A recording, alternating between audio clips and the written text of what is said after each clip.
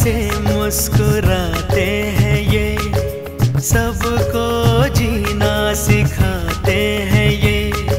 धूप में बन के साया चले, फूल बन के हमेशा खिले। कभी टूटे नहीं, कभी छूटे नहीं, गम की आँच से भी नहीं ये पिघलते।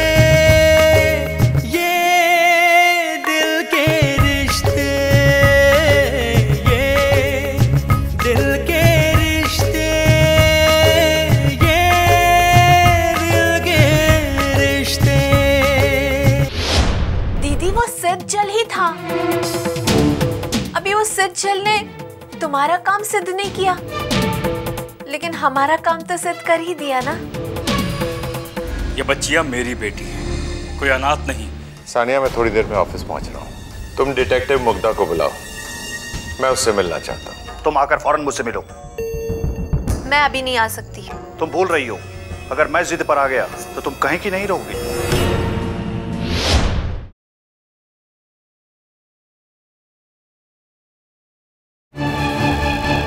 करीम खान ने मुझे यहीं पे बुलाया था मिलने के लिए, अभी तक क्यों नहीं आया?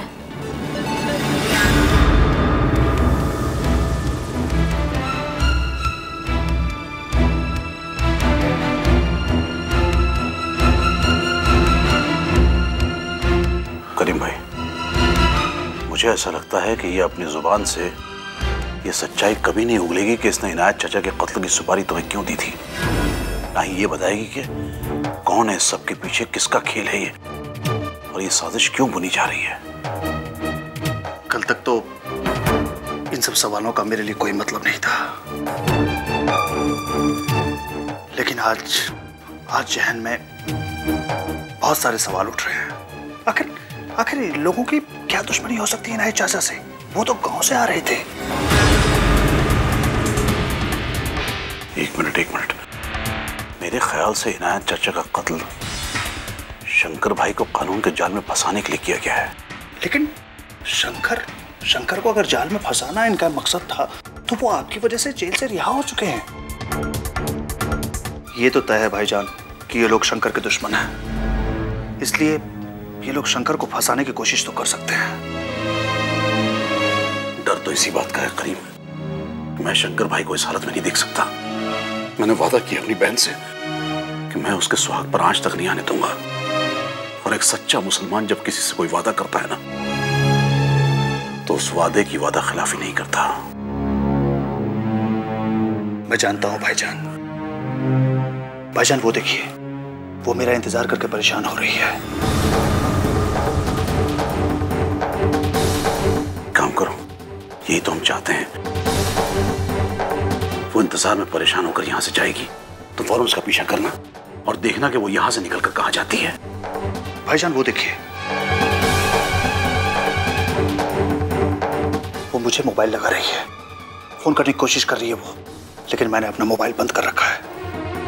आपके द्वारा डायल किया हुआ नंबर अभी बंद है, कृपया थोड़ी देर बाद कोशिश करें। करीम, वो यहाँ से परेशान होकर निकलेगी तो सीधे वहां जाएगी जिसके साथ काम करती है, उसे इस बात की खबर देने के लिए।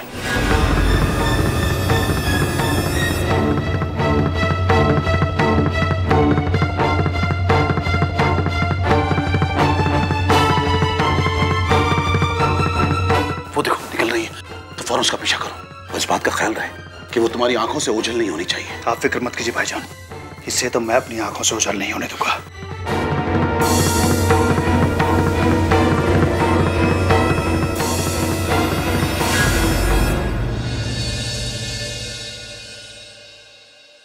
अब आपको परेशान होने की कोई जरूरत नहीं है, मेरी तबीयत एकदम ठीक है। वक्त के साथ कितना बदलाव आ जाता है ना चाहते हुए भी कितना कुछ बदल जाता है। कल तक हम एक दूसरे के लिए तुम हुआ करते थे और अब आप हो गए। हाँ, वक्त के साथ इतना तो बदलाव आता ही है ना, क्योंकि अब हम कॉलेज में उछलने कूदने वाले बच्चे तो नहीं रहे। लेकिन किसी ने कहा है कि हर इंसान के दिल में एक बच्चा छुपा होता है, मगर लोग अपने आप को तसल्ली देते हैं कि वो बच्चे नहीं रहे। लेकिन मेरे जैसे लोग ना बचपना छोड़ना चाहते हैं और ना बचपन को, जिसमें एक बचपना ही सही मगर ढेर सारी खुशियां थी। पर वो सिर्फ यादें हैं। उन यादों को ताज़ा करने के लिए तो बिछड़े हुए लोग मिलते हैं और फिर से उसी वक्त को जीने की कोशिश करते हैं, क्योंकि वो यादें वो नहीं भुला पाते, ठीक उसी तरह जैसे मैं नहीं भुला सका हूं। बस बस, अब ये बताओ, अपनी पत्नी को लेकर कब आ रहे हो?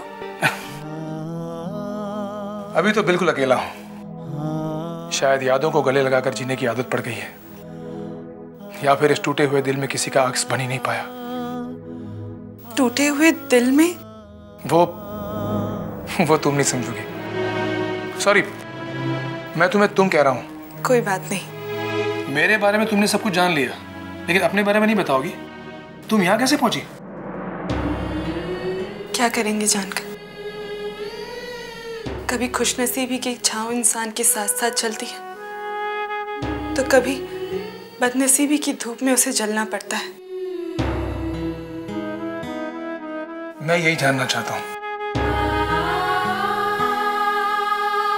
जाने दीजिए, कुछ जख्म ऐसे होते हैं जिन्हें कुरेदो तो दर्द और बढ़ जाता है।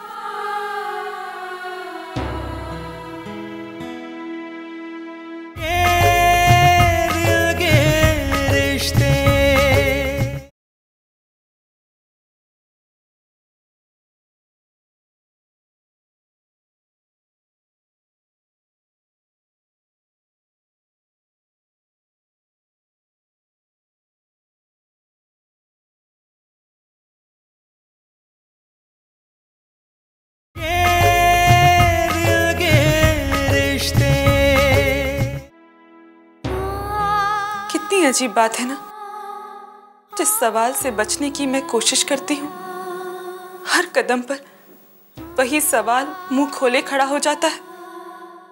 क्या अकेली औरत का अपना कोई वजूद नहीं होता? नहीं, मेरा ही मतलब नहीं था। मतलब तो किसी का भी कुछ नहीं होता जिनको मेरी जिंदगी से कोई लेना देना नहीं। सवाल तो वो भी उठाते हैं,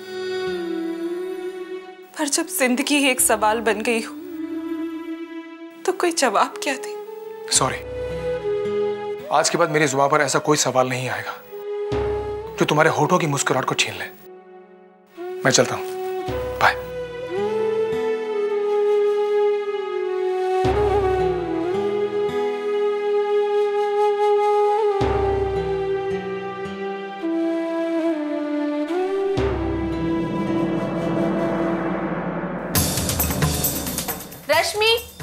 रश्मि, क्या बात है मिताली? तुम्हारे चेहरे पे परेशानी देखकर लगता है कि तुम आज फिर कोई नाकामी की खबर लेकर आई हो। नाकामी की नहीं, परेशानी की खबर लाई हूँ। उस करीम खान का क्या करे? करीम का? हाँ, मैं उसे मिलने पहुंची। सोचा था कि उसको मिलके समझाऊंगी कि अपनी जुबान बंद रखे। मैं इंतजार करती रही और वो आया ही नहीं। कुछ समझ में नहीं आ रहा है रश्मि कि वो हमें ब्लैकमेल करने के लिए ये सब कर रहा है या फिर पुलिस से डरा हुआ है। वो तो मुझे फोन पर धमकियां दे रहा था कि अगर मैं उसे मिलने नहीं पहुंची तो वो पुलिस के सामने सारी बातें खोल देगा। लगता है इस करीम का कुछ ना कुछ इलाज तो करना ही पड़ेगा, लेकिन इलाज भी क्या करेंगे? कितनी मुश्किल से मैं वो जहर लेकर आई थी और सूरज को मारने का प्लान कामयाब होते होते नाकाम हो गया। आखिर ये सब हुआ कैसे? पता नहीं रश्मि, ऐसे कैसे हो सकता है? मेरे सामने ही अंतरा ने वो जहर मिला के सूरज को दिया। उसी वक्त इंस्पेक्टर सूरज से सुजाता और सिकंदर के बारे में पूछताछ करने आ गए। मौका देख के मैं सूरज के कमरे में गई तो देखा तो वहां दूध का ग्लास खाली पड़ा था। तभी मैंने तुम्हें फोन किया कि सूरज अस्त हो चुका है। तो फिर वो बचा कैसे? सुबह नाश्ता करते वक्त सूरज ने बताया कि उसके हाथ से वो दूध का ग्लास गिर गया था और उसने वो ग्लास उठाकर साइड टेबल पे रख दिया था। इसी तरह मैं भी परेशान हो गई थी।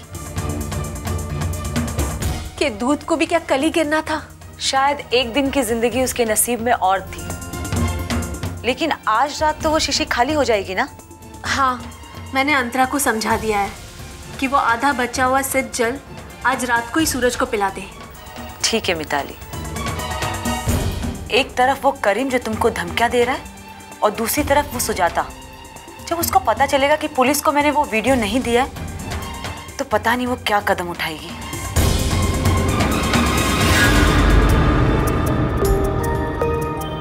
अरे अरे अतुल बंटी, मैंने तुम दोनों को समझाया था ना कि अगर सोफे पर बैठना है तो ढंग से बैठो, कोई उछल कूद नहीं करनी है। माँ, ये मुझे सता रहा था। देखो, घर के अंदर कोई उछल कूद नहीं करनी, समझ गए? अरे क्या हुआ सुजाता बेटी, क्यों बच्चों को डांट रही हो? देखिए ना, सोफे पर बैठकर उछल कूद कर रहे हैं। अरे भाई ये बच्चे हैं, बच्चे उछल कूद नहीं करेंगे तो कौन करेगा? तुम्हारे आने से पहले मुझे ये घर काट खाने को दौड़ता था।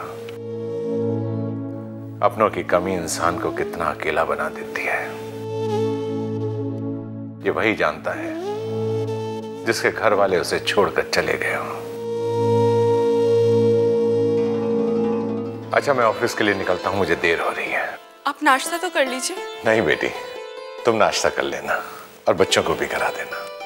मुझे देर हो रही है, ऑफिस जल्दी पहुंचना है। अच्छा बच्चों, बाय।